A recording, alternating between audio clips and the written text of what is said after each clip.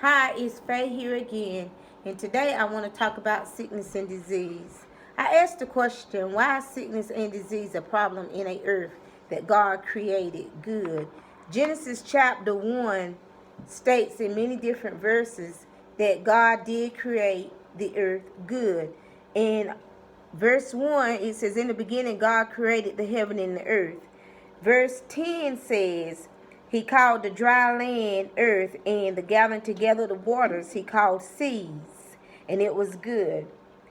Verse 16 through 17, it talks about the lights.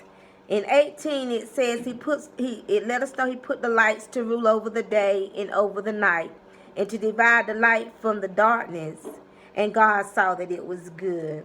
In verse 21, he talks about creating the whales and every living creature that moveth, which created after its kind.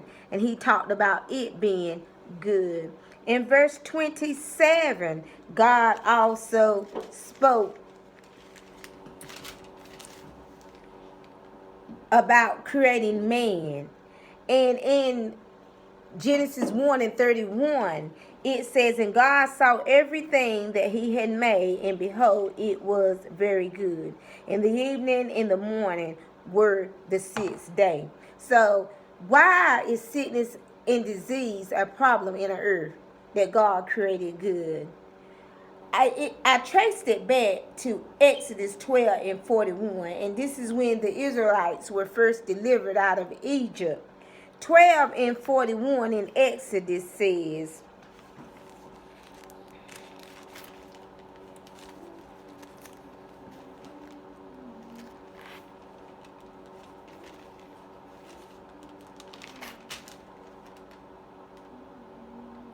and it came to pass at the end of 430 years, even the self same day, it came to pass that all the hosts of the Lord went out from the land of Egypt.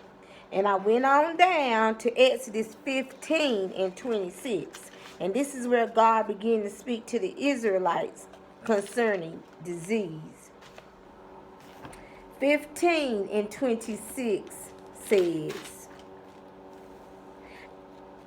and said, if thou wilt diligently hearken to the voice of the Lord thy God, and will do that which is right in his sight, and will give ear to his commandments, and keep all his statutes, I will put none of these diseases upon thee, which I have brought upon the Egyptians. And just to give you a little bit of history, upon when God brought the Israelites out of Egypt, he had to plague the Egyptians in order to get Pharaoh to let the Israelites leave.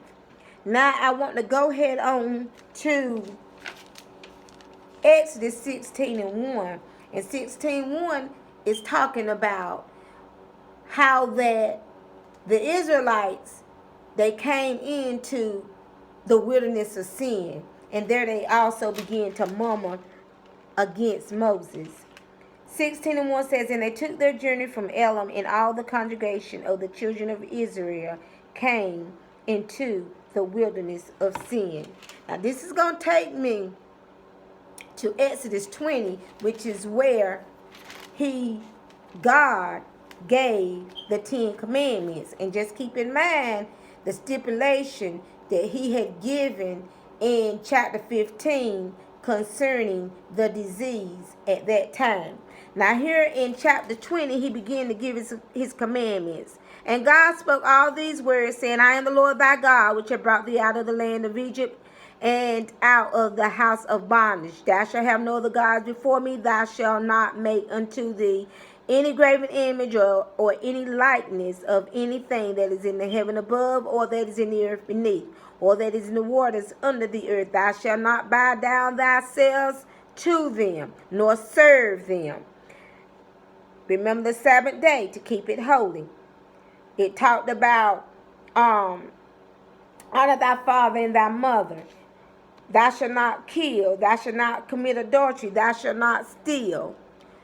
Thou shalt not bear false witness against thy neighbor. Thou shalt not covet thy neighbor's house. Thou shalt not covet thy neighbor's wife, nor his manservant, nor his maidservant, nor his ox, nor his ass, nor anything that is thy neighbor's. Okay, so here you see he gave all the commandments. All right. So now you got to remember that in order to get not have those same diseases put on them that was put on the Egyptians, they had to keep the commandment. So I want to go on down now to Exodus 30 and 12.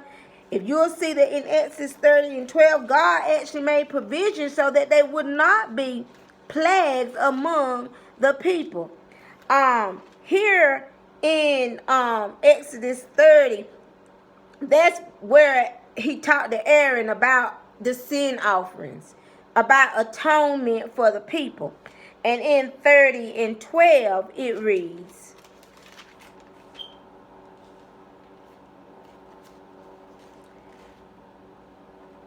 when thou takest the sum of the children of Israel after thy number, then shall they give every man a ransom for his soul unto the Lord, when thou numberest them, that there be no plagues among them when thou numberest them. So each and every person, they were supposed to be given a ransom for each and every person among the people.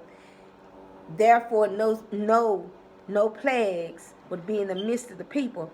Now we get ready to go from Exodus 30 and 12 of God making provision that plagues will not be amongst the people. We're getting ready to transition to Exodus 32 and 35 where the Lord actually plagued the people. And I want to give you a little history here. The reason he plagued the people, because from the time of chapter 15 up to Exodus 32, the people at that point in time did make for themselves another god, and that god was a calf. So now here we have it at Exodus 32 and 35, where God is going to pronounce plague upon the people. Exodus 30, 32 and 35 says, and the Lord plagued the people because they made the calf which Aaron made. All right. So now disease start to come in the picture.